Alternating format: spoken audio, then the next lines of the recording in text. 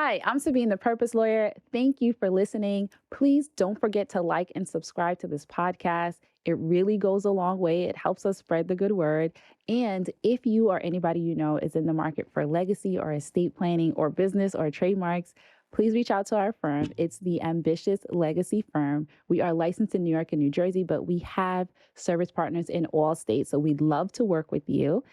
Asset protection, legacy planning, trademarks. We got you. All right. So it's the ambitiouslegacyfirm.com. Now let's get into the episode.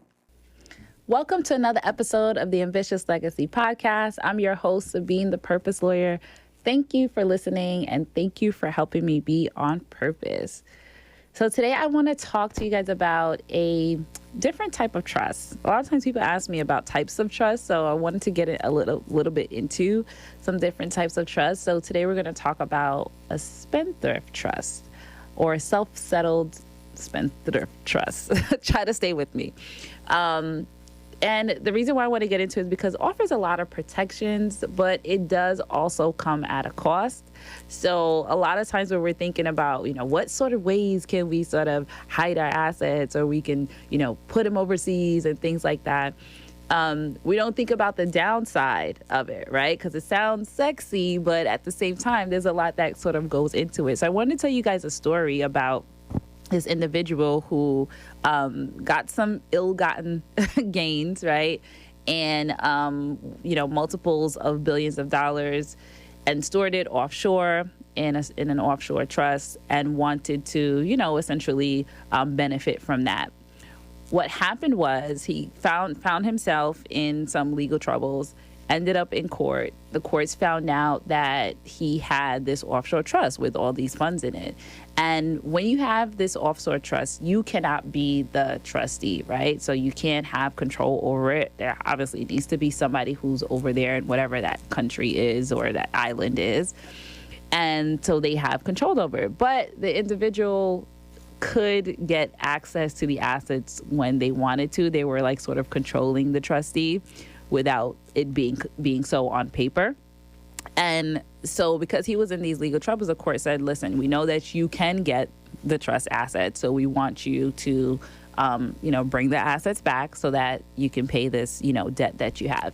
And they were like, no, they're not going to do it. So the court was like, okay, well, you can now stay in jail since we don't have control over those assets and we don't have control over that trustee. But guess what? You are in the United States. So we have control over you and we're going to keep you here until you do so.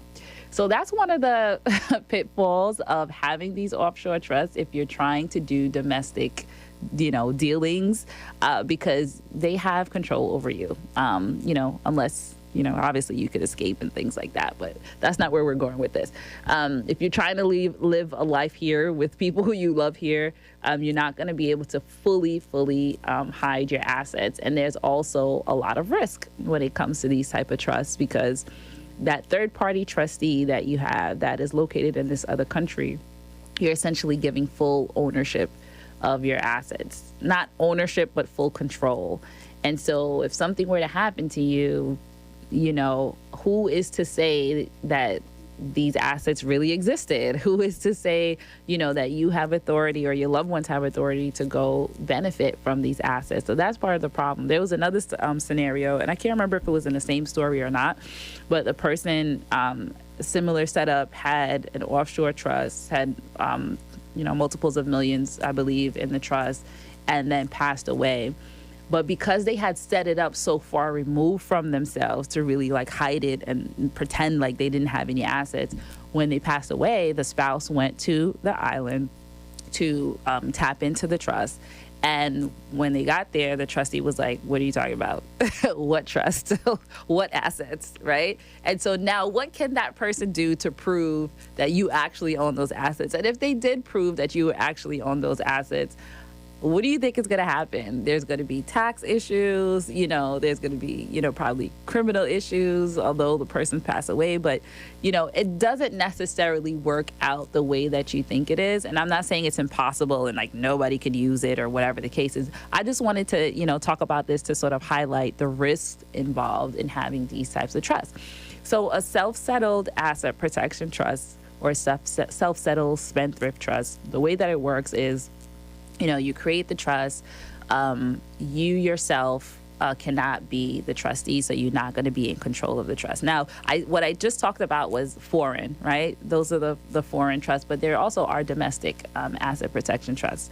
And so you yourself cannot be the trustee, have to have a third party. So it could be a professional company or trust company, or it could be an individual that you know, or someone who's savvy to be the trustee of that trust.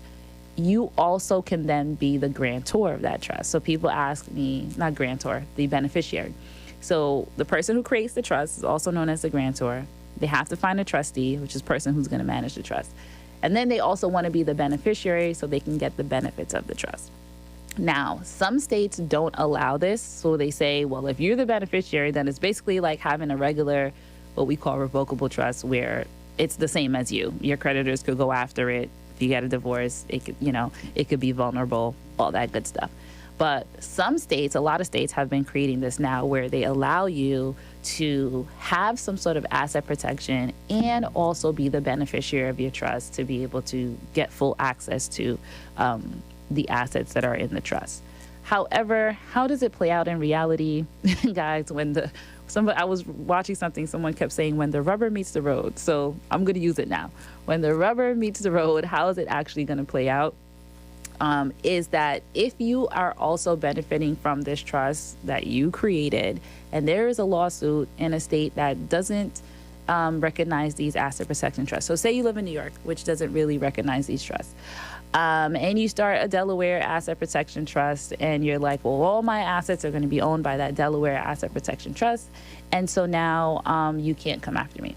So if it's something that's going to be like taxes, you already know, Uncle Sam doesn't play that. They're going to find every single way to get their money. If it's something like taxes or any sort of like government related claim, likely they're going to be able to access it. So it's not foolproof.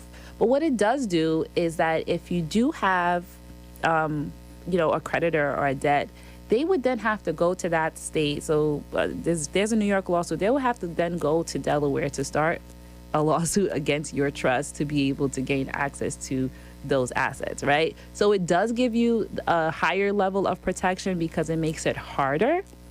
But in some cases, those assets can still be attached. Like say there's like a child support situation. There's a likelihood that you're going to still be able to get access to those assets. So it really depends on your motivation. Why I'm going into this is because don't think that there is a blanket way that you can do criminal activity and fraud and hide your assets and no one's going to be able to get it. Not likely, right? Not likely. But there are some ways that you can make it harder for people to go after your assets.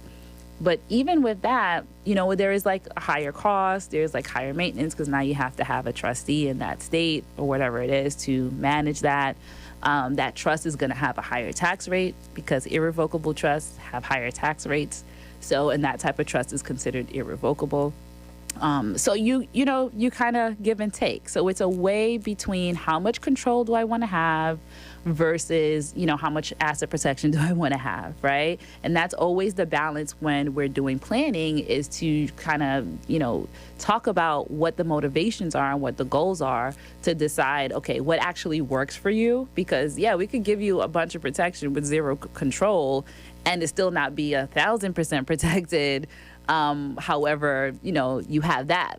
But if doesn't really work for you, if you're trying to move and shake and do all these different types of things with investments and live your life, right, then that may not be the best protection for you. So I love that everybody's doing their research and being informed. That's exactly what we want because you really want to know that the people who you're working with know what they're doing. So you can't police that if you have no idea what's going on. So it's excellent to do your research and get some understanding, but also know that it may not exactly work out the way that it sounds. There's always a caveat with these things. So I hope you got a lot from this episode. Thank you so much for listening, and I'll see you next time.